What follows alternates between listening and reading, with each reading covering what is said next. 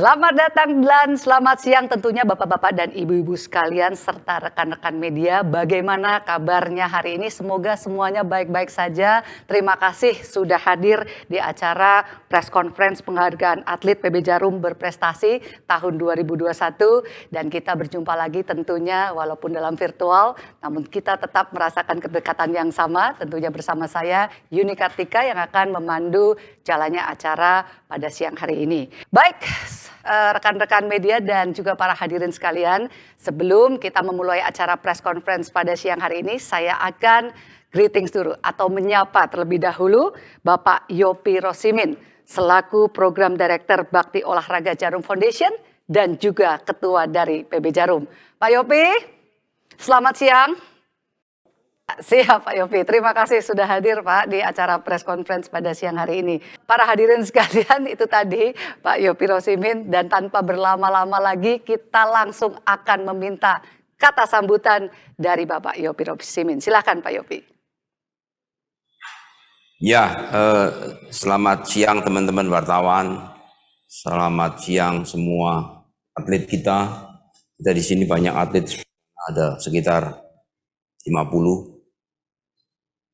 Jadi seperti yang tadi dikatakan oleh Yuni Kartika bahwa acara seperti ini adalah tradisi setiap akhir tahun atau awal tahun untuk memberikan apresiasi kepada semua atlet PB Jarum yang punya prestasi kinclong sepanjang tahun berjalan. Kita selalu memberikan apresiasi baik atlet yang masih remaja, yang masih taruna maupun yang sudah jadi elit dunia.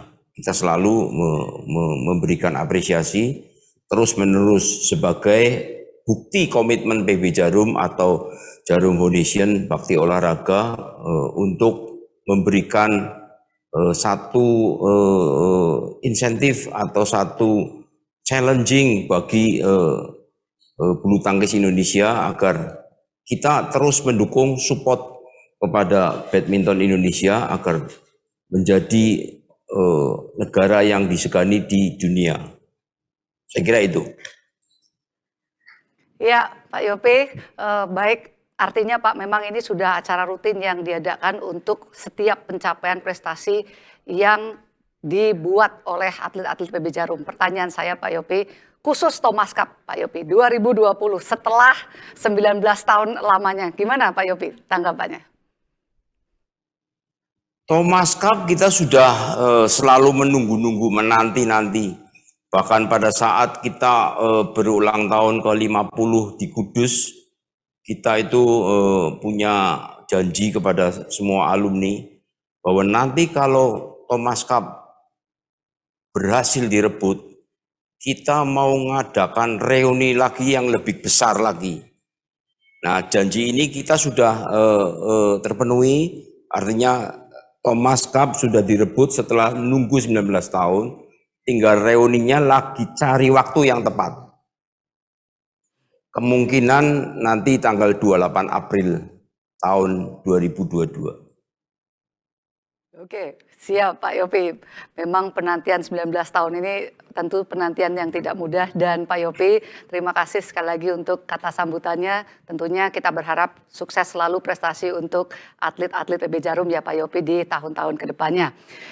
Ya para hadirin sekalian dan juga rekan-rekan media, sekarang kita akan beralih ke acara selanjutnya yaitu penyerahan buku Thomas Cup secara simbolis kepada Living Legend, salah satu legenda bulu tangkis Indonesia yang sudah tidak asing lagi namanya, Bapak Tan Joo Hock, salah satu atlet yang juga merebut Piala Thomas untuk Indonesia di tahun 1958, di mana sejarah Thomas Cup dimulai untuk kemudian Indonesia mempunyai satu kebanggaan tersendiri, mempunyai suatu prestasi yang benar-benar mengharumkan nama bangsa Indonesia.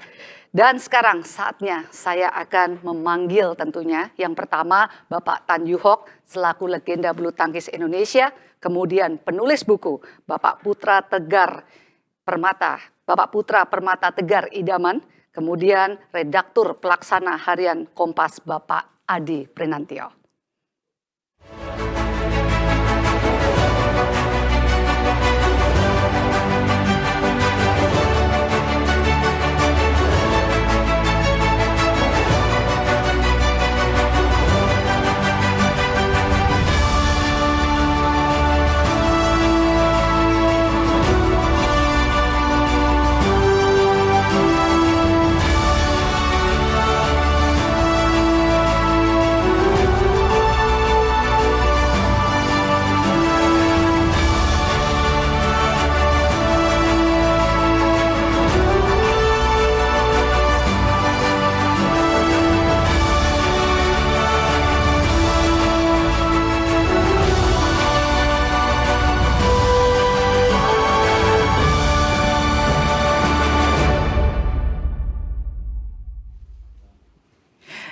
rekan-rekan media sudah hadir bersama saya 3 narasumber dalam rangka penyerahan buku Thomas Cup secara simbolis. Tentunya saya sapa dulu Om Yuhok. Selamat siang. Selamat siang Yuni. Om, usia sekarang berapa Om? 58. Yang benar, 85 ya Om? 85. 85 tahun, luar biasa. Sehat selalu ya Om ya? Puji Tuhan. Iya, dan kemudian ada Mas Putra selaku penulis. Mas Putra, apa kabar? Sehat. Oke, baik. Kemudian kepada Mas Adi Prinantio. Mas, apa kabar Mas? Kabar baik Mbak Yuni, Kabar sehat baik selalu. ya. Iya. Ya, rekan-rekan media, hari ini seperti yang sudah kita bicarakan tadi, kita akan menyerahkan buku secara simbolik kepada salah satu living legend, Om Tadyu Hok, yang sudah pernah merebut Piala Thomas dimulai di tahun 1958. Mungkin saya mau ngobrol dulu ya, sebelum benar-benar diserahkan secara simbolik, Om Yuhok. Berarti tahun 1958 itu pertama kali ya Om, Piala Thomas direbut ya Om? Betul Nah, ini. Om, gimana sih Om perjuangannya di tahun 1958? Saya belum lahir loh Om, 1958. Mungkin bisa diceritakan sedikit Om. Banyak yang belum lahir di sini. Oh banyak yang belum lahir, benar. Ya. Bahkan istilahnya peserta Thomas Cup 58, sisanya yang main ya tinggal saya satu, yang lainnya sudah almarhum. Oh, dari berapa totalnya Om? Berarti Dari total timnya itu Om kalau dulu. Pak Ferry, saya, Edi Yusuf, Lipojan, Nyokimbi, Tan Kingguan, berarti 6 orang ya. 6 orang. Luar biasa. Iya. Jadi sisanya saya satu nih. Om, kalau di tahun 58 tuh seberapa susah sih Om pada saat ingin perjalanannya lah Om untuk bisa merebut Piala Thomas itu Om? Ya kalau dulu ya Yuni ya, kita itu tidak terarah seperti sekarang, benar-benar diarahkan untuk mencapai prestasi. Dulu tidak, pokoknya masing-masing daerah gitu ya, main untuk hobi. Main untuk membuktikan diri, saya jago dari Jawa Barat. Ya, suatu ketika dikumpulkan yaitu kejuaraan Indonesia. Nah jadi ketahuan, oh Solo ada si Anu misalnya, kalau Purwokerto jagonya Lipojan, Semarang jagonya Tan Kingguan, Jawa Barat Tasikmalaya Pak Oli Solehin, Bandung saya, Jakarta Edi Yusuf sama Ferry Sonapil. Jadi masing-masing dah. Om, lalu maksudnya Om setelah itu kok bisa loh, maksudnya merebut Piala Thomas itu sudah dalam target atau sebenarnya gimana sih Om pada saat bertanding waktu itu Om? Yang saya gali, yang saya tahu ya sebenarnya tidak ada rencana sama sekali ya, bahwa Indonesia bisa merebut itu. Ini kita harus berutang budi kepada saudara Edi Yusuf ya. Teman seperjuangan saya, memaksa PBSI kita harus turut serta. PBSI mengatakan bahwa kita belum siap. Akhirnya bagaimana bisa jadi kita ikut Thomas Cup, saya tidak tahu. Tahu-tahu kita suruh tanding. Loh, saya dipanggil, dikumpulkan bagaimana? 5 orang. Jadi Kang Oli, Lipojan, Tan Kingguan, Nyokimi, dan saya. Nah ini yang awal-awal nih, itu yang awal-awalnya ikut pertandingan Thomas Cup babak penyisihan tahun 57 ini belum ada yang lahir di sini. Kita main ikut zona Australia. Kita harus mengalahkan New Zealand sama Australia, ya puji Tuhan kita menang. Jadi kita kembali lagi ke Jakarta istilahnya. Sudah, ternyata setelah kembali itu kita bubar-bubar aja masing-masing, tidak seperti sekarang. Wah, ada pusat latihannya, bagaimana kita tidak, masing-masing ya. Saya sekolah lagi, bagaimana yang lain kemana saya juga nggak tahu. Karena di situ ada istilahnya sudah menunggu ya, pemenang Piala Thomas yaitu Malaya, belum jadi Malaysia ya. Mereka menunggu. Nah, kami ini istilahnya saya diperintahkan, nanti kamu ikut seleksi ya. Wah, saya bilang seleksi apa? Seleksi itu untuk mengikuti yang disebut challenge round. di Singapura ketika itu. Ya iya saja, yaitu diseleksi terpilih lagi orang-orangnya, yaitu yang saya bilang tadi, Pak Oleh Solihin tidak ada, jadi Pak Oleh keluar, Edi Yusuf yang masuk, jadi itulah. Dipimpin ketika itu nggak ada yang disebut, makanya jangan salah tulis. Ada orang yang nulis katanya playing captain very reasonable, tidak. Yang ada yang saya tahu Pak Ramli Likin sebagai non playing captain. Manajernya ayahnya Edi Yusuf, Raden Yusuf. Iya. Nah itu, jadi saya belum pikun, jadi saya ingat semuanya. Luar biasa. Wow, Om ini perjuangan yang tidak mudah. Tapi apapun itu Om, yang penting sejarah sudah mencatat bahwa di tahun 1958 Piala Thomas untuk pertama kalinya direbut oleh Indonesia. Bangga sekali rasanya, dan inilah mungkin ya Om pathway-nya untuk terus kemudian Indonesia bisa ya meraih Piala Thomas begitu ya Om ya. Tidak mungkin tidak ada yang menyangka, karena kita santai-santai saja pergi juga naik beca. Dulu kan lapangan terbangnya di Kemayoran tuh. Saya masih ingat benar saya naik beca ke sana. Tahu-tahu kita kumpul di sana, ya udah kumpul. Siapa tahu setelah pulang, waduh itu lautan manusia penuh semua di sana. Saya juga bingung, ini saya bilang apa-apaan ini.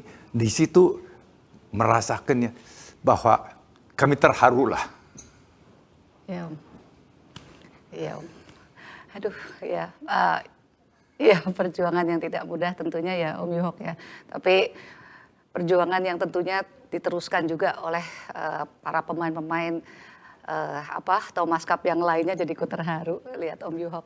Oke, sekarang aku ke Mas Putra. Mas, ini Om Yuhok udah cerita ya tadi begitu sulitnya perjalanan untuk kemudian bisa meraih Piala Thomas. Nah, kalau dari segi penulisan nih Mas, gimana sih perjalanan penulisan sendiri dari Mas Putra ini dari tahun 58 kan mungkin juga sampai dengan sekarang juga cukup panjang ya. Silakan Mas Putra.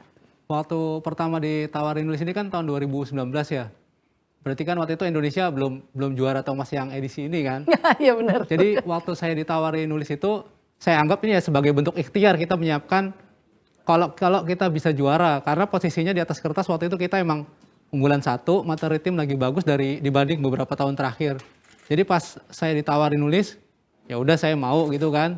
Terus kita nulis dari mulai akhir 2019, terus teleponin satu-satu legenda datang ke rumahnya, termasuk ke Om Yuhok. Yang pertama kita datangin kan Om Yuhok dulu sebagai pahlawan di edisi pertama, terus berlanjut ke pahlawan-pahlawan edisi berikutnya.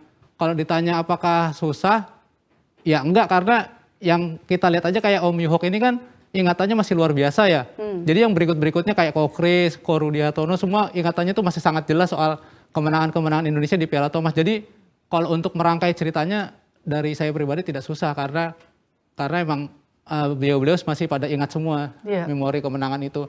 Tapi mungkin yang jadi kendala adalah kemarin pandemi kan. Pandemi pas 2020 Piala Thomas sempat dibatal, terus mundur setahun ke 2021 dan akhirnya kita bisa juara kemarin di bulan Oktober. Iya, meskipun pelaksananya 2021 rekan-rekan media, tapi memang ini dianggap Piala Thomas 2020 ya, dikarenakan ada pandemi itu.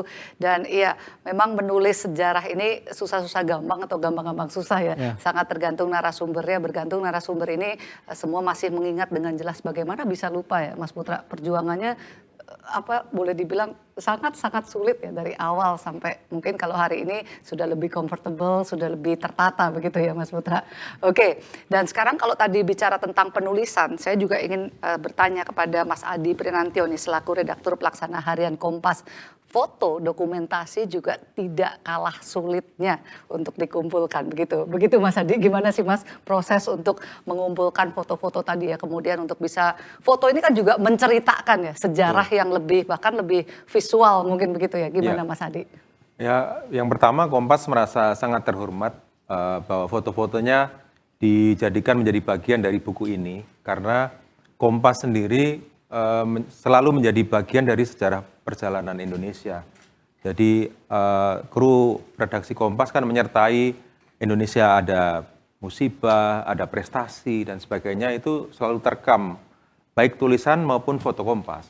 Salah satunya tentunya prestasi di bidang bulu tangkis yang sangat mendunia. Hanya sayang karena Kompas lahirnya 28 Juni 1965, di Piala Thomas 58 yang Om Juhok sudah juara, kita belum sempat mendokumentasikan gitu. Nah, tapi mulai 65 ke terakhir itu alhamdulillah cukup rutin ya Kompas merekam peristiwa-peristiwa kemenangan Piala Thomas itu. Jadi kalau dari total jumlah foto yang ada di Kompas itu mencapai 2.800.000 foto. Yang sudah didigitalisasi itu mencapai 2 juta foto. Jadi masih ada 800.000 foto lagi yang masih dalam proses digitalisasi. Itu tentu rekaman sejarah panjang, sehingga kami merasa sangat terhormat ya bahwa foto-foto Piala Thomas melengkapi buku ini, karena ini menjadi bagian dari catatan sejarah perjalanan bangsa dan catatan prestasi. Jadi ini kebanggaan kita semua, katakanlah seperti itu.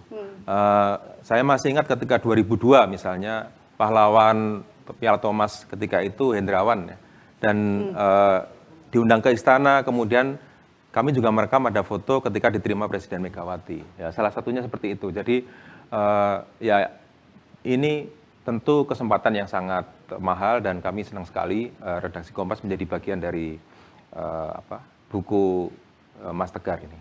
Iya, Mas Adi, itu kan kalau kita lihat fotonya dari hitam putih yang resolusinya masih gimana gitu ya, sampai yang terakhir keren banget sih ya Mas. Benar-benar menceritakan sejarah dari 58 sampai dengan sekarang ini gitu ya Mas Adi ya.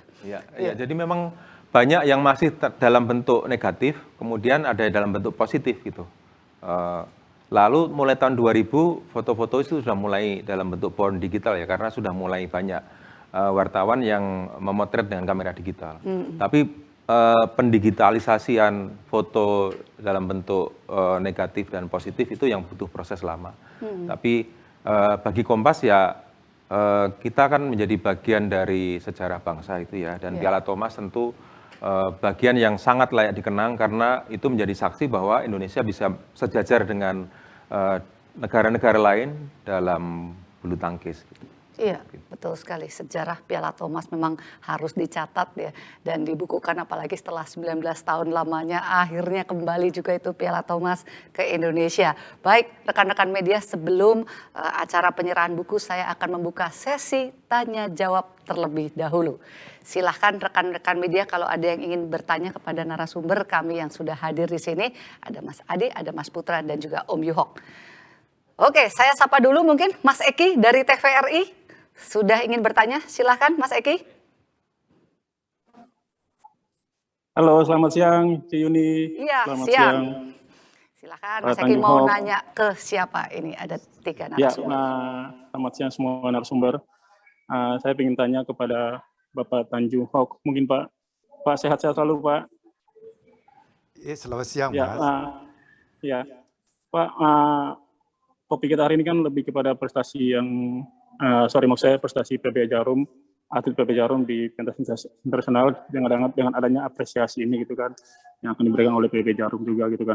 Tapi sesempurna PB Jarum pasti ada suatu kelemahan ataupun kelebihan yang mereka miliki juga gitu kan. Mungkin dari sisi pandangan Bapak sendiri, apa sih ada hal-hal apa yang perlu ditambahkan lagi oleh PB Jarum supaya setidaknya atletnya lebih prestasi lebih meningkat lagi, dan juga mungkin ada hal-hal juga yang harus dikurangin atau sedikit diminimalisir oleh PB Jarum juga yang selama ini bagi pandangan Bapak agak sedikit kelebihan atau seperti apa gitu kan. Mungkin ada sedikit pandangan dari Bapak untuk PB Jarum ke depannya supaya setidaknya bisa menghasilkan atlet yang lebih berkualitas lagi Pak. Itu aja pertanyaan saya Pak. Terima kasih atas waktunya. Selamat siang semuanya. Iya, siang. Terima kasih Mas Eki untuk pertanyaannya. Mungkin satu penanya lagi kita tampung ya. Mbak Yulia dari Harian Kompas. Silahkan Mbak Yulia pertanyaannya. Oke, makasih Mbak Yuni. Selamat siang Om Juhok, saya Lia dari Kompas. Cuma mau nanya, ini dari berbagai gelar juara yang pernah didapat Om Juhok nih, kesannya waktu mengantarkan Indonesia jadi juara Piala Thomas tuh seperti apa sih gitu? Ada bedanya nggak dengan gelar juara yang lain? Itu aja, terima kasih. Baik, terima kasih Mbak Yulia. Oke, sekarang kita akan mempersilahkan Om Juhok untuk menjawab pertanyaannya. Om, yang pertama dari Mas Eki tadi, pertanyaannya apa sih Om yang perlu ditambah lagi untuk prestasi para atlet Indonesia sekarang ini supaya bisa lebih baik lagi di tahun-tahun mendatang? Apa yang saya amati ya, Jarum sudah menyediakan satu fasilitas yang saya katakan sempurna. Sekarang semua tergantung kepada pemainnya. Mau tidak jadi jago. Itu kuncinya di situ. Kalau mau, tidak sulit. Satu, rajin. Ya. Dua, hidup sebagai atlet. Tiga, kalau latihan istilahnya jangan malas-malesan. Itu pegang semuanya. Karena tiap pelatihan itu kita harus menembus yang disebut ambang batas. Ambang batas. Kenapa menembus? Karena kita bisa naik terus sampai kita berada di paling puncak. Nah itu sudah namanya udah paling tinggi. Nah, semuanya tergantung kepada pemainnya sendiri. Kalau saya lihat sekarang sudah serba sempurna Jarum menyediakannya. Kurang apa? Asrama, tidur pakai AC, makanan bergizi, setelah makan mau main lapangan sudah tersedia. Bukan saja lapangan, ada pelatih, raket sedia, kok sedia. Waduh, itu beda sekali daripada zaman saya. Kalau saya melihat begini, mengingat begini, kalau ada yang disebut time machine, ya mesin berbalik, saya ingin balik lagi. Ingin ikut, masa nggak bisa? Kita pasti bisa. Nah, semua tergantung kepada adik-adik sekarang. Mau tidak jadi jago, kalau mau jangan mengeluh. Dan kita harus punya keyakinan, bisa, karena saya sudah disediakan segalanya oleh PB Jarum. Ya. Itu jawaban saya yang satu. Ya, oke, Om Yuhok, itu dia ya Mas Eki jawaban dari Om Yuhok. Kemudian dari Mbak Yulia pertanyaannya, apakah ada perbedaan nggak perasaan pada saat menang Piala Thomas dibandingkan kejuaraan-kejuaraan lainnya, begitu Om? Ya karena boleh dikatakan itu awal ya, awal sekali yang tidak disangka-sangka oleh siapapun. Kalau menurut perhitungan bulu tangkis Indonesia tidak mungkin. Karena kita baru pertama kali, saya pun ketika itu umurnya baru 20 tahun, lewat sedikit, tahun 58. Yang merasakan benar, karena dulu kan tidak diiming-iming oleh hadiah apa. Yang merasa bangga bahwa kita pakai kaos oblong, ya, ada lambang Garudanya. Mungkin saya bisa unjukin, saya punya dokumen, ada Garudanya itu. Itu ada Indonesianya, jadi apalagi setelah menang kita diangkat-angkat ya, hidup Indonesia gitu. Itu sesuatu yang tidak ternilai harganya, tidak bisa dibeli oleh apapun gitu. Itu yang merasa bangga. Bukan artinya kita main dapat uang, bukan. Dulu bukan begitu orientasinya. Tapi saya pun tidak kukuh ya, bahwa zaman dulu begitu, zaman sekarang harus begitu. Tidak, kita harus mengikuti seiring dengan kemajuan zaman. Sekarang tidak bisa seperti dulu lagi, Uni. Ya, jadi tidak mungkin kita main-main badminton aja, emangnya mau makan apa. Jadi sudah patutlah kalau mereka ada sponsorship, mereka dapat main, menang, dapat prize money-nya cukup. Saya ikut bangga, saya bilang terus terang lah. Ya, oke. Ya, Mbak Yulia tadi ya, jawaban Om Yuhok luar biasa karena tidak disangka-sangka tahu-tahu bisa memberikan yang terbaik untuk Indonesia dengan merebut Piala Thomas. Ya, rekan-rekan media, sekarang saatnya kita akan memberikan atau menyerahkan buku secara simbolis. Kami minta kepada narasumber untuk bisa berdiri.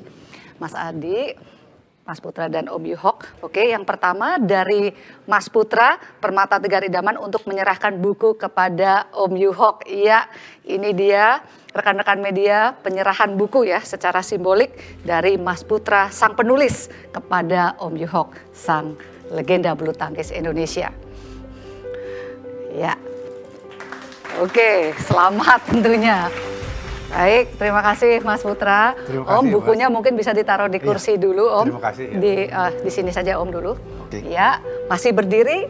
Ya, selanjutnya, acara selanjutnya kita juga akan, atau Mas Adi Prinantio ini dari perwakilan Harian Kompas akan memberikan Ini foto bersejarah kepada Om Yuhok juga sebagai tanda ya, simbolisasi juga penyerahan buku. Mungkin bisa diperlihatkan. Iya, Om Yuhok yang mana Om? ini Om Yuhok ya. Iya. Ini Ferry. Ferry. Luar biasa. 58 nih, foto 5. Luar biasa ya. Ini foto tahun berapa Mas Adi? Ya tahun-tahun itu ya. Tahun 58 ya. 58 Om masih ya, ingat berarti nggak Om? Di mana ini Om? Nggak tahu. Tapi Aduh keren sekali ya jadi fotonya. teringat ya Om. Nah iya, karena dulu kami itu kompak sekali ya. Jadi dia sama saya merupakan satu tim itu dengan yang lain tuh luar biasa. Jadi dulu kami lihat nama Ferry Sonogo Tanjung mereka udah takut duluan. Udah Luar bikin biasa. gentar lawan ya. Iya. Jadi ini Om Yuhok, ini Om Ferry gitu Iya. ya Om. Ya, oke. Terima kasih. Terima kasih Mas. Terima Sama-sama. kasih Mas Putra, terima kasih Mas Adi, terima kasih Om Yuhok sudah berkenan kasih. hadir di acara penghargaan ini. Ya, rekan-rekan media itu tadi acara penghargaan penyerahan buku ya secara simbolik buku Thomas Cup, sejarah tentang kehebatan Indonesia tentunya. Dan sekarang kita akan beralih ke acara selanjutnya yaitu penyerahan penghargaan atlet PB Jarum yang berprestasi di tahun 2021. Dan sekarang saatnya kita akan menyaksikan terlebih dahulu video pencapaian atlet-atlet PB Jarum yang berprestasi sepanjang tahun 2021 ini.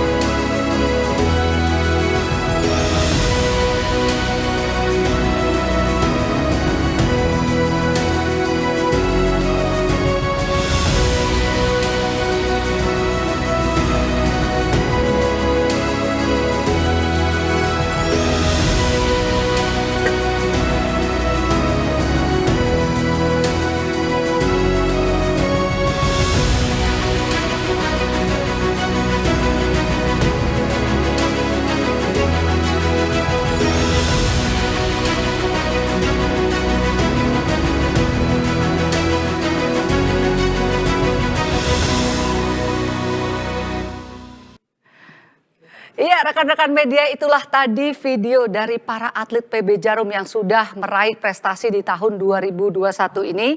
Dan PB Jarum berhasil meraih juara di 3 event yaitu di Yusu Isotonic Akmil Open 2021, kemudian Slovenia International Series dan juga Bahrain International Challenge.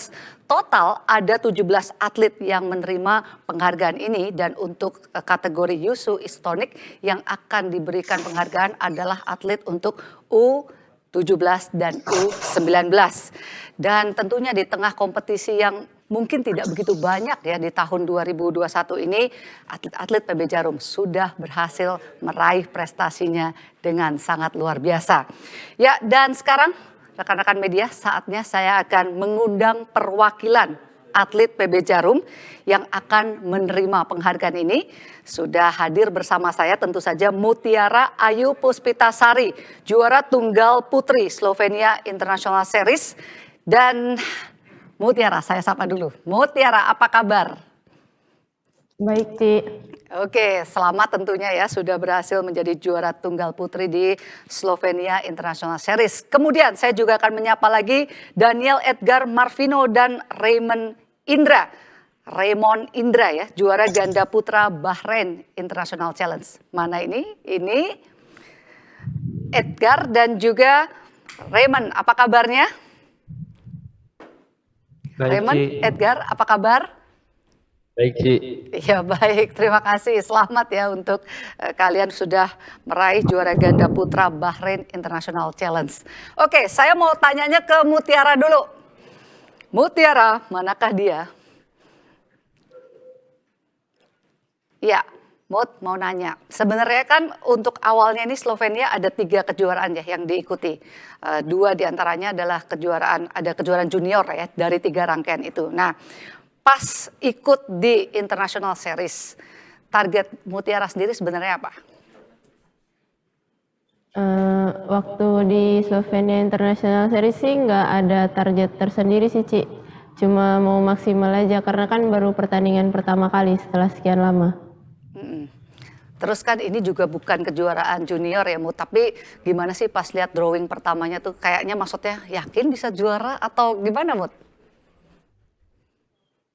Kalau yakin sih yakin, Ci. Cuma kan lawannya juga dewasa semua kan. Tapi lebih ke percaya diri sih, yakin, Ci.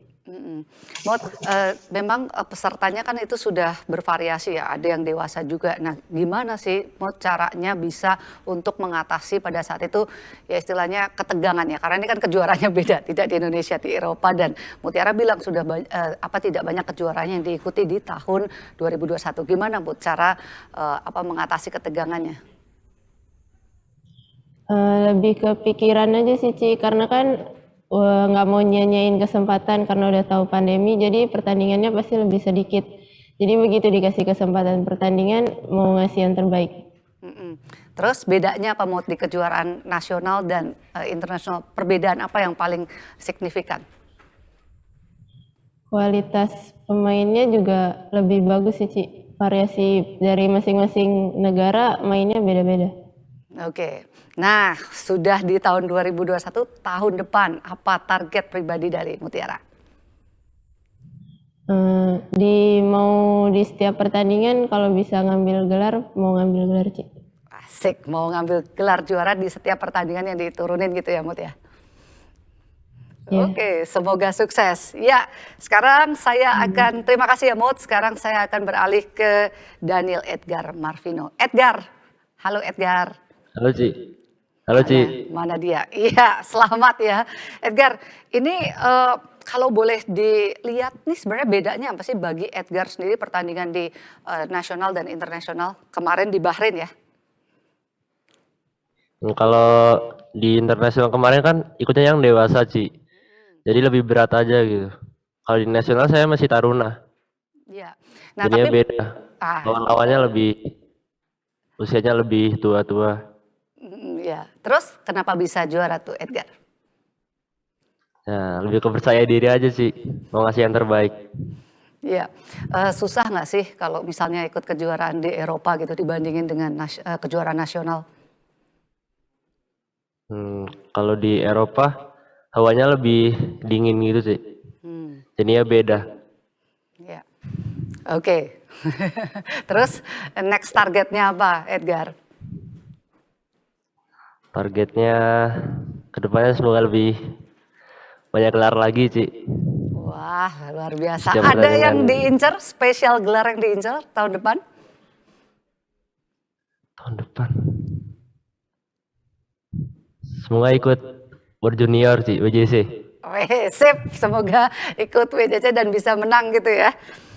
Siap, Ya, amin. terima kasih Edgar. Sekarang gantian partnernya, Raymond. Mana dia Raymond? Halo Raymond. Halo, Ci. Ya, Raymond, ini dari awal bertanding di Bahrain gitu ya. Maksudnya kalau melihat drawing yang ada tuh sebenarnya sudah tahu belum bahwa lawannya lebih susah dan sebenarnya ada target pribadi nggak dari Raymond? Targetnya sih cuma naik podium, Ci, awalnya. Oke, tapi maksudnya dari Minimal drawingnya semi. minimal semi. Oke, terus gimana perjalanan ke final? Susah nggak buat Raymond dan Edgar? Lumayan, Ci, soalnya udah mau hampir kalah juga di 16 besar. Oke, Tapi justru karena hampir kalah itulah yang membuat kalian bisa juara ya. Mendingan memang hampir kalah daripada hampir menang ya Raymond ya.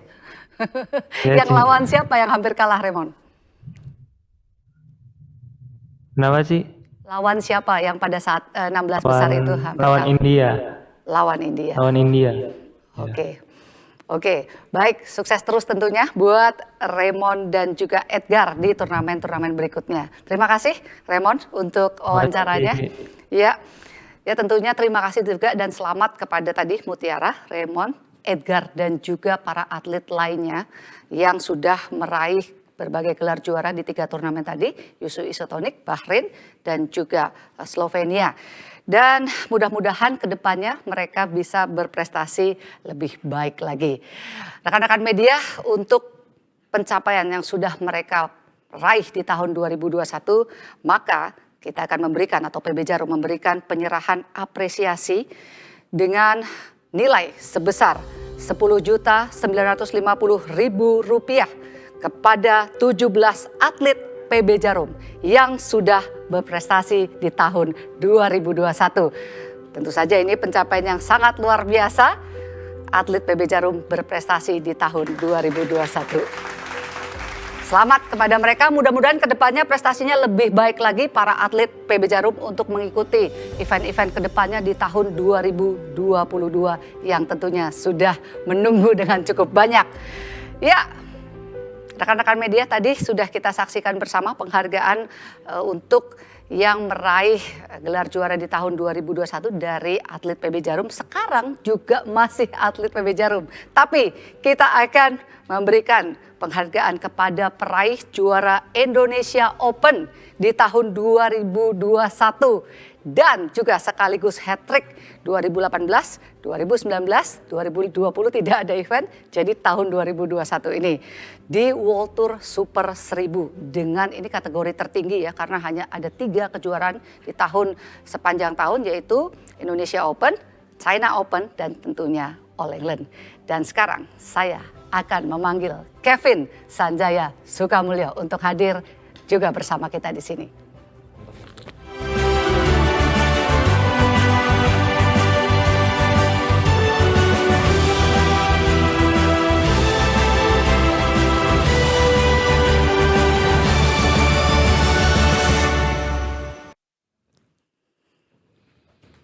Ya, rekan-rekan media sudah hadir bersama saya Kevin Sanjaya. Kevin, apa kabar? Baik, Ci. Waduh, Vin, kayaknya dari kemarin Eropa, Indonesia, di Bali berapa lama tuh Vin pertandingan? 2,5 bulan baru balik Jakarta. Itu termasuk karantinanya? Enggak, kan kita karantina di Bali langsung.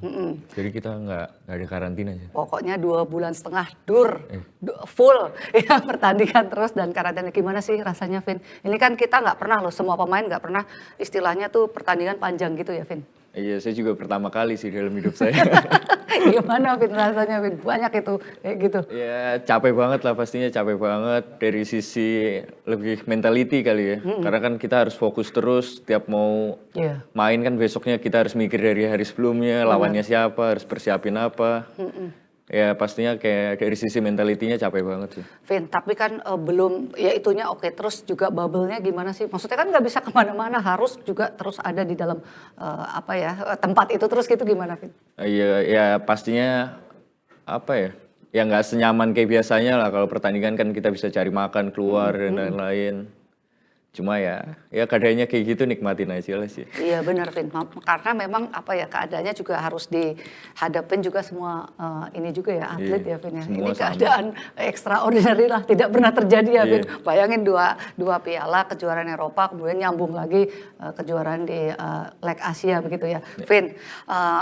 Mungkin kalau ngerebut Indonesia Open 2018, 2019 mungkin menurut saya Kevin oke-oke aja. Gimana di 2021 yang menurutku keadaannya nggak gampang karena juga udah lama nggak tanding ya, Vin. Terus tanding, terus sebenarnya target waktu itu Indonesia Open nih buat Kevin dan Gideon apa sih? Kita nggak ada target khusus sih awalnya sih. Karena kan ya dari sebelum mau berangkat Sudirman juga persiapannya kurang juga, nggak ada persiapan khusus. Soalnya saya ada cedera bahu kan. Terus sehari latihan cuma sekali doang juga. Kebanyakan sisanya kayak pemulihan gitu-gitu. Terus kondisinya juga udah capek banget waktu itu. iya. Ilmu pasrah malah menang sih. Wah hebat loh, nah, ilmu baru. Tapi ilmu pasrahnya Kevin tuh beda loh dengan ilmu pasrahnya atlet lain. Vin, apa sih definisi dari pasrah? Maksudnya apakah di awal-awal ini Kevin maksudnya aku mau lebih ngotot malah lebih susah, atau ketika malah pasrah malah lebih enak mainnya, Vin? Iya, di saat lebih pasrah ya kayak yang penting lakuin yang terbaik aja, sisanya ya udahlah apapun hasilnya ya itu udah terbaik lah menurut saya. Karena emang ya kondisinya juga kayak gitu, terus udah yang penting udah usaha semaksimal mungkin ya udahlah, tetap puas-puas aja sih buat saya. Iya, masalahnya memang masyarakat Indonesia ini tidak mudah menerima kekalahan dari yang namanya The Minions gitu kan. Kalau yang lain kalah mungkin ya nggak oke juga, tapi kalau terutama The Minions ini kalau kalah pasti banyak tanggapan. Kevin ngadepinya gimana sih? Nggak gampang loh ini. Ya nggak mau mikirin soal itu lah. Orang mau ngomong apa ya terserah mereka, itu kan hak mereka, ngurusin mereka juga nggak akan bisa juga kan.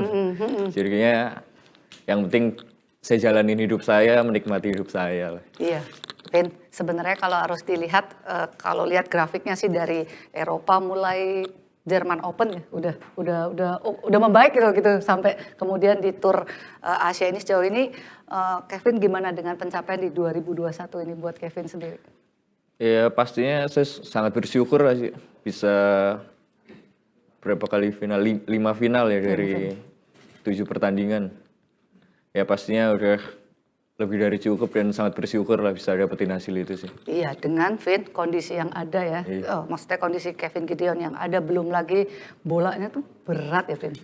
Ya agak lambat waktu di Bali. Ya itu tadi rekan-rekan media perjuangan dari Kevin dan Gideon, tapi finally bisa hat-trick begitu ya, 3 kali juara Indonesia Open. Gimana Vin perasaannya hat-trick Indonesia Open? Ya pastinya seneng lah, nggak nyangka juga kan, karena kalau ngelihat dari awal drawingnya segala kan pasti kayak ya nggak bisa mikir terlalu jauh lah. Benar. Pokoknya jalanin satu-satu dan bisa menang lagi ya pastinya senang banget. Iya benar lihat drawingnya juga nggak gampang, tapi itulah Kevin Gideon berhasil meraih ya juara Indonesia Open di 2021, dan dengan pencapaian yang sudah luar biasa ini maka PB Jarum akan memberikan penghargaan berupa apresiasi sebesar 200 juta atas pencapaian di Indonesia Open 2021 untuk Kevin Sanjaya tentunya, dan juga voucher blibli.com senilai 50 juta atas pencapaian hat-trick Indonesia Open di tahun 2018, 2019, dan 2021. Selamat Kevin sekali lagi, mudah-mudahan prestasinya lebih baik lagi di tahun depan. Amin. Iya baik, ya rekan-rekan media itu tadi ya perbincangan saya dengan Kevin Sanjaya. Kita sekarang akan berlanjut ke penghargaan berikutnya, yaitu atlet PB Jarum yang berhasil meraih Piala Thomas di tahun 2020. Sudah ada 1 orang bersama saya, Kevin Sanjaya. Saya akan memanggil 4 yang lainnya, yaitu Muhammad Hasan, Leo Roli Karnando, Daniel Martin, dan Cesar Hiren Rustafid.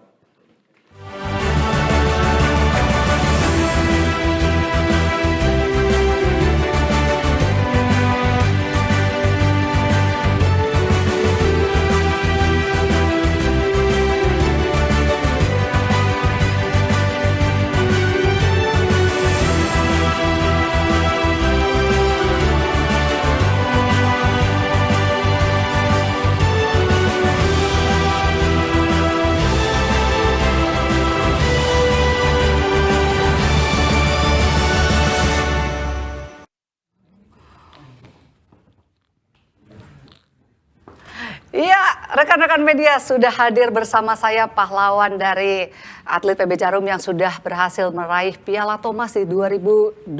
Bayangkan 19 tahun kemudian, wah finally ya, akhirnya Piala Thomas bisa direbut. Ya, kelima narasumber saya sudah hadir di sini, pahlawan-pahlawan bulu tangkis Indonesia tentunya. Dan sebelum kita memberikan penghargaan, saya ingin bertanya dulu pertama kepada Muhammad Hasan. Hasan, congratulations, ditanya yang paling senior dulu. Babah ini sebenarnya dalam Thomas Cup sudah berapa kali ikut? Pertama, kedua, di 2020 atau yang pertandingannya 2021 ya. Apa sih sebenarnya target dari Hasan pribadi? Ya, saya mulai ikut Thomas Cup tahun 2010. Jadi mungkin 6 kali ya, 10, 12, 14. Oh, banyak ya, 6 6 kali. Terus? Ya, pastinya di tahun 2021 ini pastinya pengen juara ya. Karena saya juga nggak tahu berikutnya tuh masih bisa main lagi atau enggak. Jadi saya rasa juga tim Indonesia juga punya kesempatan buat menjadi juara. Maksudnya pada saat lihat drawing, lihat unggulan, seyakin apa sih seorang Muhammad Hasan nih bahwa Piala Thomas akan balik ke Indonesia? Ya keyakinan cukup di diri sendiri, tapi pas di lapangan sih emang kita semua negara juga punya kans buat. Saya rasa juga tim-tim lain yang sangat kuat juga ya. Iya sih. Betul. Dari awal juga kan udah kita rasain di penyisian grup juga udah kritis istilahnya gitu kan, lawan Thailand, lawan Taipei juga kita menangnya tipis. Memang jalan berliku beneran untuk merebut Piala Thomasan, tapi melihat apa sih keadaan yang ada, Hasan katakan ini perjalanan yang tidak gampang, memang benar. Tapi apa yang bikin menurut Hasan ya tim Piala Thomas akhirnya bisa merebut Piala Thomas? Yang pasti dari keyakinan atletnya ya. Mereka juga punya keyakinan, punya kemauan. Kita di sini juga kita pengen ini bawa pulang. Apalagi ini udah lama nggak pulang-pulang. Iya. Dan secara juga kekompakan tim juga sangat bagus. Itu sangat baik ya. Iya, thank you buat jawabannya. Sekarang ke pemain tunggal putra, satu-satunya sepertinya ini tunggal putra ketiga dari Indonesia. Vito, kalau tidak salah 2 kali penentuan di tunggal ketiga lawan Thailand dan Taiwan, betul ya? Sudah siapkah sebenarnya untuk dijadikan penentuan terus prepare-nya gimana sih sebenarnya Vito? Paling gak enak loh jadi penentuan, karena penentu kemenangan bisa, penentu kekalahan juga bisa. Gimana Vito? Ya memang pertama buat ikut Thomas kali ini kan memang saya di tunggal ketiga ya. Ini berarti keikutsertaan pertama kali. Oke. Emang dari awal berangkat tuh udah bersiap duluan. Jadi misalkan sampai saya main pun pasti mau nggak mau kan penentu. Jadi bersiap lakuin yang terbaik aja di saat saya bermain nanti. Gimana sih rasanya jadi penentuan? Pasti tegang banget. Tuh, apa yang dipikir tuh waktu mau masuk lapangan tuh? Nggak ada pikiran yang mau menang mau kalah sih sebenarnya. Kalau mikir harus menang mungkin malah tambah tegang gitu loh dari saya. Yang penting sebisa mungkin lakuin yang terbaik di lapangan. Mau kalah pun udah habis-habisan gitu. Iya. Pokoknya lakukan yang terbaik, menang kalah urusan belakang lah gitu ya tuh. Bersyukur bisa akhirnya menang ya dalam 2 kali menjadi penentu. Oke, terima kasih Vito. Kemudian sebelahnya Leo. Leo ini pertama kali udah pasti ikut Thomas Cup. Gimana rasanya pertama kali? Terus sebenarnya harapan dari Leo sendiri apa di Thomas Cup kali ini? Iya, pertama kali bisa main di Thomas Cup senang banget ya. Punya rasa bangga tersendiri bisa ikut di Piala Thomas. Gitu ya. Terus kalau harus main, siapkah waktu itu? Waktu itu main lawan Aljazair. Lawan Aljazair. Oke. Leo, beda nggak buat Leo sendiri? Maksudnya ini pertandingan perorangan dengan bergu seperti Thomas Cup ini? Beda lah. Soalnya waktu di Thomas Cup ini kan yang senior-senior banyak, jadi kayak hawanya beda aja. Hawanya beda ya. Pasti bergu ini lebih menegangkan ya Leo dibandingkan perorangan atau sama aja? Ya lebih menegangkan. Lebih menegangkan. Soalnya pertama kali juga. Iya sih. Oke, nah terima kasih Leo. Dan kemudian sebelahnya Daniel Martin, partnernya. Tapi yang saya mau tanya bukan pada saat sama Leo partnernya, tapi justru sama seniornya. Kalau nggak salah sama Muhammad Hasan. Terus pas final sebenarnya dipasang tuh sama si Kevin ya. Cuma belum jadi main. Padahal tuh kalau kata-kata netizen, wah pengen lihat loh kalau Daniel itu partner Kevin kayak apa. Nah mau tanya dulu. Ketika dipartnerkan dengan Muhammad Hasan, gimana persiapan Daniel? Ini kan Thomas Cup pertama juga kan bagi Daniel. Ya gimana tuh? Gimana Bang? Loh, kok gimana Bang? Bisa tidur nggak? Bisa tidur nggak? Nggak bisa tidur nih kayaknya. Ya malamnya susah tidur. Malam. Digigit apa gimana? Lah itu. Ya malamnya susah tidur sih, tapi pengen nunjukin juga kalau kalau udah dikasih kepercayaan pengen maksimalin kepercayaan. Malamnya susah tidur itu yang dipikir Daniel tuh apa? Dipikirnya karena partner sama Muhammad Ahsan atau pikirnya wah lawannya berat nih besok gitu? Nggak, kepikiran aja sih. Kepikiran mainnya. Tapi mainnya bagus banget loh. Iya kan? Ya puji Tuhan. Iya. Oke. Daniel di lapangan gimana sama Muhammad Ahsan? Lapangan cocok-cocok aja. Cocok-cocok aja. Pertanyaannya, terus kan besoknya ganti partner lagi nih waktu final partner Kevin.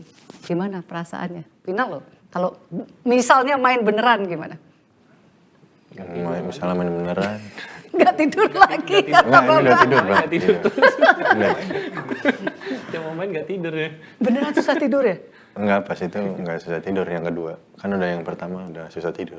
Oke, yang pertama udah susah tidur menang, kalah tapi rame banget ya inget. Habis itu sama Kevin nggak susah tidur, jangan-jangan karena partnernya Kevin nih, jadi lebih bisa tidur. Takut sama Babah. Ya udah yakin 3-0 dulu. Oh, udah yakin 3-0 dulu, makanya tidurnya gampang, curang nih dia. Daniel, kayak misalnya harus memilih, mendingan partner yang mana? Aduh, nggak tahu. Nggak berarti dia memilih partner mana aja, takut. Takut ngomong. Takut ngomongnya. Yang penting bisa yang terbaik gitu ya Daniel ya? Yang penting saya partnernya. Oh, yang penting kamu main terus gitu ya. Mau partnernya Kevin boleh, mau partnernya Hasan boleh. Oke, yang belum kutanya Kevin ya di dalam Thomas Cup ini. Terima kasih Daniel. Kevin, Thomas Cup buat Kevin sendiri artinya bagaimana? Awal dipartnerin Gideon juga waktu awal Thomas Cup belum enak gitu ya mainnya. Terus kesininya tuh bagi Kevin gimana sih?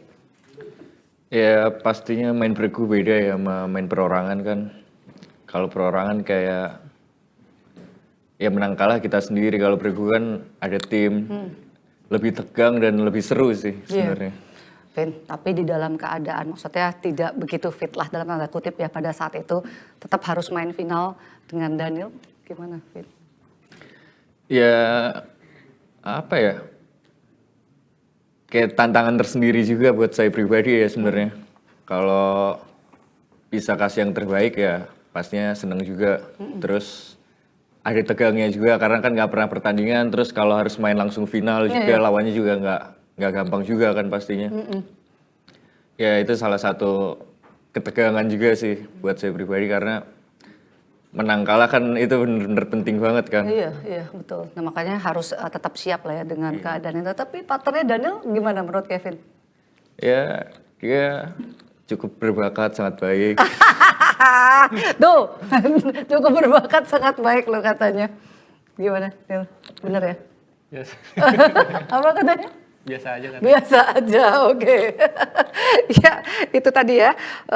Sudah kita wawancara tadi. Ini dia tim atau atlet PB Jarum yang berhasil berada di tim Thomas Cup Indonesia, kemudian bisa meraih Piala Thomas tentunya di 2020 dan sekarang saatnya PB Jarum akan memberikan apresiasi sebesar 1.250.000.000 rupiah kepada atlet PB Jarum tim Thomas Cup 2020. Selamat tentunya kepada 5 atlet PB Jarum. Semoga kedepannya akan berprestasi lebih baik lagi. Ya, rekan-rekan media, itu tadi rangkaian dari mulai penyerahan buku Thomas Cup secara simbolis, kemudian penghargaan kepada atlet PB Jarum. Sekarang saatnya kita akan memasuki sesi tanya jawab. Sebelumnya akan ada door prize terlebih dahulu dari para sponsor. Kevin ngambil satu, terus ke sana Vin. Sorry, bisa ya Vin? Ya, satu pemain, satu nama. Ya, door prize kali ini akan berasal dari Yonex, Victor, Velvet, dan juga Lining. Yang pertama Kevin akan membuka, namanya Vin. Siapa yang akan memenangkan door prize dari Yonex? Harian terbit Eka. Harian terbit Mas Eka. Kemudian, ya, Muhammad Hasan dibuka. Ini dari Victor hadiahnya. Sportanius Mas Eko. Boleh, Sportanius Mas Eko ya. Kemudian si Eki lagi ada tadi TVRI. Kemudian Vito. Hasan. Ya, Mas Hasan, Indosport akan mendapatkan hadiah dari Velvet. Kemudian Lining akan dibuka oleh Leo dan Daniel. Leo dulu. Gojiribau. Gojiribau, wartawannya namanya? Bambang. Mas Bambang. Kemudian Daniel. idntimes.com Gali. Oke, dari idntimes.com ya Mas Gali. Nanti hadiah bisa menghubungi tim Mega Pro tentunya untuk 5 pemenang. Kita akan masuk sesi tanya jawab. Yang belum beruntung jangan sedih karena masih ada hadiah lagi voucher blibli.com senilai Rp500.000 untuk 5 pemenang. Baik, rekan-rekan media, sekarang saya akan membuka sesi tanya jawab. Pertanyaan bisa diajukan kepada narasumber saya yang di Jakarta dan juga narasumber saya yang berada di Kudus tentunya. Kita akan membuka sesi tanya jawab sekarang. Dimulai dari Mas Ali Arifin dari small.id. Silakan Mas Ali pertanyaannya. Mas Ali. Mas Ali. Selamat siang. Selamat siang. Ya, Mas Ali silahkan. Pertanyaannya kepada siapa?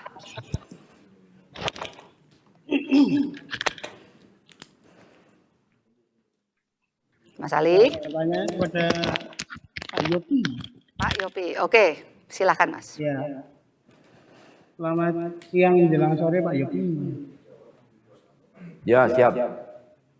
Melihat prestasi gemilang sepanjang 2001 ini, bagaimana cara PB Jarum terus memotivasi para atlet selain dengan pemberian bonus, Pak? Terima kasih. Baik, ditampung dulu pertanyaannya. Kita berlanjut lagi ke penanya berikutnya, Mbak Sofi dari antaranews.com. Silakan Mbak Sofi. Iya, makasih Mbak Yuni. Saya mau tanya ke Mutiara. Kemarin kan kamu juara di Slovenia ya, melawan pemain yang lebih senior daripada kamu.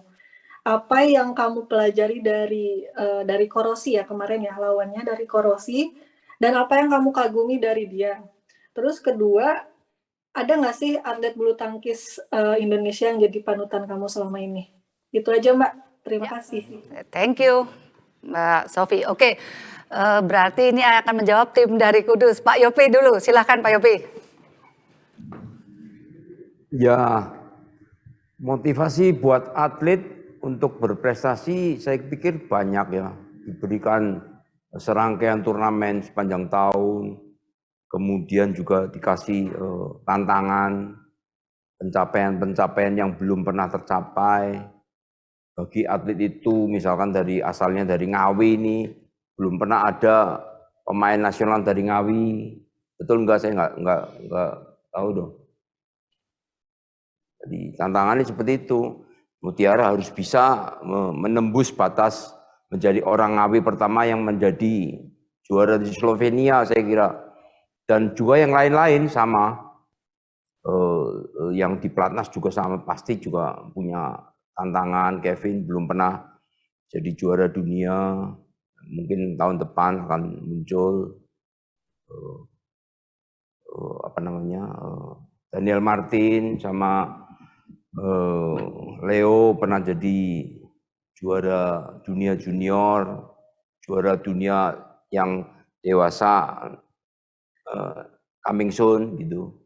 Dan seterusnya saya kira banyak sekali, tidak hanya selain skema bonus yang sudah jelas dari tahun 2009 kita sudah ngatur kalau si A mencapai segini akan dapat apresiasi seperti ini dan seterusnya. Dan semua atlet pasti tahu karena jejak digitalnya sudah ada sejak tahun 2009 sampai sekarang, terus komitmennya tetap terjaga dengan baik. Terima kasih Pak Yopi, jawabannya sudah dijawab tadi ya Mas Ali bahwa terima kasih Pak Yopi. Ya, Oke, baik. Untuk pertanyaan Mbak Sofi, silahkan Mutiara menjawab pertanyaan dari Mbak Sofi. Kalau lawan Agnes Korosi kan selisihnya jauh ya. Dia udah sekitar 25 tahun, jadi kualitas permainannya udah matang pastinya. Jadi buat modal menang lebih ke nekat aja sih, dan dia bagus di serangan. Pasti serangannya lebih matang, lebih cepat juga kakinya. Dan juga kalau idola dari Indonesia dari dulu masih Cik Susi. Terima kasih Mutiara untuk jawabannya. Oke, sudah terjawab ya tadi untuk Mas Ali dan Mbak Sofi. Kita beralih ke sesi kedua. Penanya selanjutnya, Mas Kumaidi dari Harian Sumatera Express. Silakan Mas Kumaidi. Oke, selamat sore para pahlawan bulu tangkis Indonesia. Selamat kalian semua yang terbaik. Pertanyaan saya untuk Kevin mungkin ya. Jadi selamat udah bisa bikin hat-trick di Indonesia Open. Sebenarnya dari sekian final itu mana lawan yang paling berat yang dihadapi Kevin? Yang kedua, setiap orang pasti memiliki tantangan tersendiri ketika di lapangan. Nah, apa tantangan yang selalu menggelayuti pikiran Kevin ketika masuk lapangan dan bagaimana mengatasinya? Satu lagi, tadi Pak Yopi bilang mungkin Kevin yang belum adalah juara dunia. Nah, apakah 2022 ini target itu yang akan dicapai atau mungkin menjadikan kuatrik di Indonesia Open? Terima kasih. Ya, baik. Terima kasih Mas Kumaidi untuk pertanyaannya. Selanjutnya, Mbak Yulia, Harian Kompas. Silakan pertanyaannya, Mbak. Oke, makasih Mbak Yuni. Saya nanya buat Ahsan sama Kevin ini terkait dengan Piala Thomas 2022 kan jedanya itu hanya sekitar 7 bulan ya dari penyelenggaraan terakhir gitu. Nah, berdasarkan kekuatan Indonesia yang ada sekarang, terus dibandingkan dengan kekuatan negara lain, dan mungkin tim Indonesia juga nggak akan beda jauh ya sama tim kemarin, itu gimana kalian melihat peluang Indonesia untuk mempertahankan gelar juara? Itu aja, terima kasih. Ya, thank you Mbak Yulia. Kevin mungkin bisa menjawab pertanyaan. Pertama, lawan yang paling berat di 3 final itu yang mana? Yang paling berat 2019 lawan Bang Hasan. Lawannya di sebelahnya. Lagi ada saya di sini. Bisa aja. Oke, pertanyaan kedua adalah untuk juara dunianya bagaimana? Soal juara dunia ya pastinya mau lah bisa juara dunia. Siapa sih yang nggak mau kan? Tapi ya jalanin aja, nikmatin, dan yang penting udah laku yang terbaik sih apapun hasilnya ya. Saya tetap sangat bersyukur. Iya, pokoknya tadi ya yang pasrah tapi nggak nyerah itu ya Vin ya. Justru yang bikin menang ya Vin. Kemudian tantangan terbesar Kevin saat berada di lapangan. Tantangan terbesar banyak ya, setiap main mungkin beda-beda tantangannya kan. Setiap lawan juga beda, terus kondisinya juga beda-beda. Terus dari sisi ketegangannya juga beda-beda. Jadinya ya banyak banget cara ngatasinnya. Ya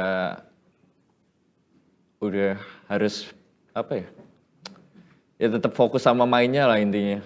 Tetap fokus sama mainnya, tetap gimana cara dapat poinnya. Itu sih Pak. Mikirnya lebih ke sana gitu ya Vin. Oke, itu tadi ya Mas Kumaidi jawaban dari Kevin Sanjaya. Kemudian pertanyaan kedua dari Mbak Yulia tadi mengenai Thomas Cup. Ya ampun Mbak, bentar lagi ya berarti tahun depan 2022 bulan Mei. Nah, gimana nih peluangnya menurut Ahsan dan juga Kevin? Katanya mungkin format pemainnya tidak akan terlalu berbeda, gimana? Siapa dulu? Ya boleh, Ahsan dulu. Ya mungkin Indonesia mungkin nggak jauh berbeda ya. Tapi buat saya sendiri juga belum tahu nanti masih bisa bergabung apa enggak kan, nanti kan itu tergantung keputusan pelatih sama PBSI. Dan peluang sih tetap ada ya, tetap besar. Tapi kalau udah di lapangan sih ya udah tinggal 50-50. Siapa yang siap, siapa yang benar-benar fokus, ya itu bisa menang. Karena emang berbeda ya. Tegangnya segala macam, yang nonton aja juga tegang di dalam tim itu. Betul ya, memang beda banget pastinya kalau pertandingan bergu. Kevin sendiri gimana kalau menurut Ahsan itu tadi siapa yang lebih siap yang akan memenangkan pertandingan Thomas Cup 2002 buat Kevin? Ya semua negara punya chance yang sama lah menurut saya. Karena emang ya kayak kemarin kita juga hampir semua match kayaknya nggak ada yang gampang juga ya, mulai dari grup, terus habis itu lawan Malaysia, lawan Denmark, semua kayaknya mirip-mirip semua gitu. Iya sih, benar. Jadi tergantung siapa yang lagi enak mainnya, siapa yang lagi siap, lebih siap, dan ya itu yang akan menang sih. Benar, karena memang sulit diprediksi. Kadang yang diprediksi menang malah bisa kalah, yang malah harusnya kalah malah bisa menang. Itulah pertandingan bergu. Oke, kemudian kita mungkin beralih ke sesi berikutnya. Sesi ketiga, ada Mbak Raya dari detik.com. Silakan Mbak Raya. Ya, halo, selamat siang. Saya mau bertanya kepada Kevin dan Mas Hasan. Ini untuk sepanjang 2021 ini, kalau menurut kalian udah sesuai ekspektasi nggak dengan target yang kalian canangkan dari sejak awal tahun? Kemudian rencana untuk 2022 sendiri seperti apa? Mengingat BWF juga sudah merilis jadwal dan udah dipastikan bakal padat dengan sistem juga sama klaster kan untuk menghindari penularan COVID. Kemudian kepada Leo Daniel, ini sebagai pelapis dari Kevin dan Mas Hasan kan termasuk progresnya yang meningkat pesat, baik salah satunya ranking gitu. Apakah dari kalian sendiri ada ambisi gitu untuk melewati senior-senior kalian gitu, Mas Hasan dan Kevin gitu? Terima kasih. Iya, thank you Mbak Raya. Selanjutnya satu penanya lagi, Pak Bambang dari Harian Goji Ribau. Silakan. Halo, Mas Bambang. Jangan di-mute. Oke, sorry. Iya. Selamat siang Mbak Yuni. Yes, silakan. Sebenarnya tadi saya mau nanya Pak Tanjung waktu kesannya bagaimana beliau selain ke pemain itu ke pelatih pembinanya supaya atletnya bisa jadi atlet benar-benar yang komplit lah, juara sejati. Tapi yang kedua ini saya tanya untuk Daniel sama Raymond, itu gimana kalian menjaga ritme ya supaya di lapangan itu tetap emosi dengan kesemangatan, artinya penuh dengan keinginan untuk menang, mengalahkan lawan itu. Bagaimana cara menjaga ritmenya itu seperti itu. Terus yang kedua kalau boleh saya tambahin ini buat Kevin juga, apa Kevin ini juga sebagai senior ngajarin yang generasi berikutnya bagaimana memacu emosi di lapangan supaya menjadi juara seperti Kevin sama Markus juga. Begitu, terima kasih. Ya, terima kasih. Oke, kita ke Mbak Raya dulu. Pertanyaan tadi kepada Kevin dan Hasan ya. Apa sih di 2022 ini targetnya seperti apa? Terus pertanyaan pertamanya, sudah cukup puas tidak dengan pencapaian 2021? Kevin dulu mungkin. Ya, kalau dari saya pribadi sih jujur udah sangat bersyukur lah, udah sangat puas, malah di luar ekspektasi saya. Terus untuk rencana 2022, ya yang penting apa ya? Yang penting saya pengen kasih yang terbaik aja lah setiap turnamennya. Terus ya pengen bisa dapetin hasil sebaik mungkin aja sih. Iya. Ya, kalau bicara situasi ya pasti harus menyesuaikan ya, Vin. Ya, mungkin akan sama dengan 2021 inilah situasinya, memang bubble seperti itu. Oke, Hasan. Ya, buat 2021, iya. Saya rasa juga dari saya mungkin sama Ko Indra juga udah cukup maksimal ya. Mungkin dari awal hasilnya cukup baik, mungkin ke belakang-belakangnya emang kurang bagus ya, tapi ya harus tetap bersyukur juga. Karena ya itu mungkin rentetan mungkin juga kan mengaruh kan buat saya mau Ko Indra juga. Yeah. Tetap tapi kita sendiri ngucapin syukur lah. Yang penting sekarang bisa sehat. Dan buat 2022 ya itu yang penting sehat aja, sehat dan bisa maksimal. Iya. Kalau bicara eventnya ya sudah pasti padat dan pasti sistem bubble akan tetap berjalan gitu ya, San. Jadi emang harus dihadapi juga oleh semua pemain tentunya ya. Oke, sekarang beralih ke Leo Daniel, The Babies. Katanya pertanyaannya, apakah ada ambisi loh melewati senior-senior kalian dalam hal ranking? Harus jujur jawabnya, nggak boleh sungkan. Siapa dulu, Daniel apa Leo? Ya, dua-duanya harus jawab, Leo dulu. Saya pastinya punya ambisi. Sambil melirik loh, pastinya punya ambisi. Ambisi gimana? Oh loh, liriknya kenapa kesini? Leo, ambisinya apa? Pengen apa? Ya, pengen seperti senior-seniornya aja lah. Pengen seperti senior apa pengen melewati? Tadi pertanyaannya Pengen melewati. seperti senior-senior dulu, habis itu semoga bisa melewati. Oke, jadi gitu tuh Mbak jawabannya. Samain dulu skornya gitu ya, baru kalau bisa ngelewatin. Daniel? Ya nggak mau sama dong, gimana? Susah apa enggak, apa bisa, apa yakin? Yakin. Yakin paling sama kayak Leo aja. Ya, oke, siap. Kemudian pertanyaannya kepada Daniel, Edgar, dan Raymond. Tadi untuk Mbak Raya sudah habis ya pertanyaannya ya. Oke, tim Mega Pro. Oke, balik ke Mas Bambang. Pertanyaan untuk atlet Daniel, Edgar, dan Raymond. Indra di Kudus. Ini bagaimana menjaga ritme permainan di lapangan dengan satu sama lain? Jika sedang tidak dalam keadaan baik, bagaimana kalian mengatasinya di lapangan? Ayo, siapa yang mau jawab? Apakah Daniel atau Edgar atau Raymond? Terserah, dua-duanya juga boleh. Ya menjalin komunikasi aja sih di lapangan. Komunikasi yang kayak Kalau gimana? pemain yang nggak enak, ya fokus dari startnya sih Ci, pertama-tama. Biasanya gitu. Gitu pertanyaannya, oke. Ada disambung, partnernya mungkin mau menjawab juga. Lebih ke percaya diri dulu sih Ci. Pede dulu, fokus sama permainan lawan. Gitu aja. Gitu aja. Oke. Daniel, berarti pemain favoritnya Daniel Martin bukan? Kok sama-sama Daniel sih namanya? Enggak juga sih. Oh, enggak juga. Ya udah, ini dari yang ada siapa pemain favoritnya? Jangan bilang nggak ada ya. Bang Hasan. Oh, Bang Hasan. Oke, kenapa? Gimana ya? Suka aja sama permainannya sih. Oh, suka sama permainannya. Oke, baik. Ini masih ada satu, terima kasih ya Daniel untuk jawabannya. Masih ada satu penanya terakhir ya. Dari Mas Zulfikar, fifa.co.id. Silahkan. Ya, selamat siang. Halo? Ya, silahkan Mas. Ya, saya mau nanya ke Muhammad Hasan sama Kevin.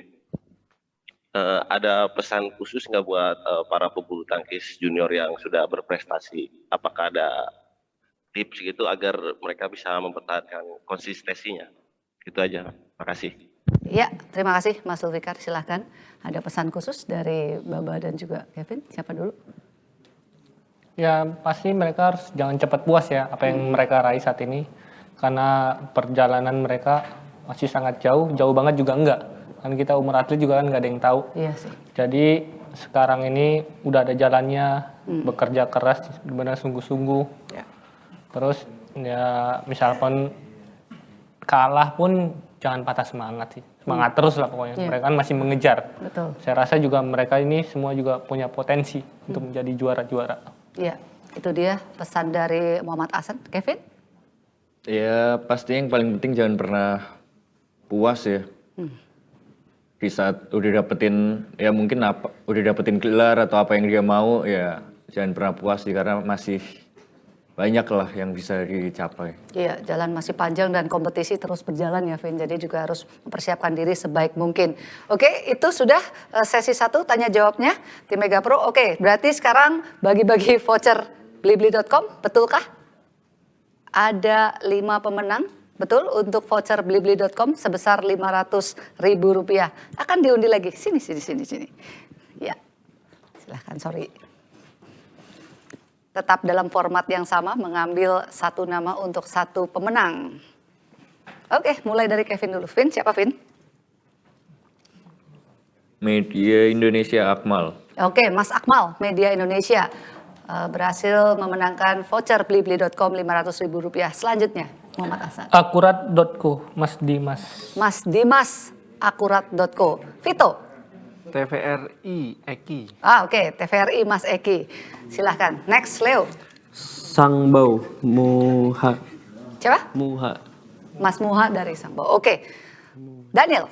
Small ID Ali. Small ID Mas? Ali. Ali. Oke, itu dia 5 pemenang yang memenangkan voucher blibli.com sebesar Rp500.000. dan nanti biasa akan dihubungi tim Mega Pro untuk pemenang dari voucher Blibli.com Rp500.000. Ini untuk selanjutnya akan dibuka sesi tanya jawab lagi atau sudah ditutup? Iya, sudah ditutup. Jadi kalau rekan-rekan media ingin bertanya bisa langsung menghubungi ya tim Mega Pro melalui WhatsApp. Dan rekan-rekan media dan juga para hadirin tentunya terima kasih kepada narasumber juga yang sudah hadir di sini. Semoga sukses untuk prestasi mendatang juga di Kudus. Pak Yopi terima kasih dan juga para atlet yang berada di Kudus atas kehadirannya. Juga rekan-rekan media terima kasih sudah hadir di acara ini. Kita berharap tentunya press conference penghargaan atlet PB Jarum berprestasi sepanjang 2021 ini bisa memberikan manfaat dan inspirasi bagi para pecinta olahraga bulu tangkis, dan tentunya kita berharap perbulu tangkisan Indonesia bisa lebih maju lagi dan lebih berprestasi di masa mendatang. Terima kasih rekan-rekan media juga yang sudah selalu mendukung perbulu tangkisan di Indonesia, dan kita berharap tentunya atlet PB Jarum bisa terus berprestasi dan tentunya mengharumkan nama bangsa dan negara. Baik, selamat sore dan salam olahraga.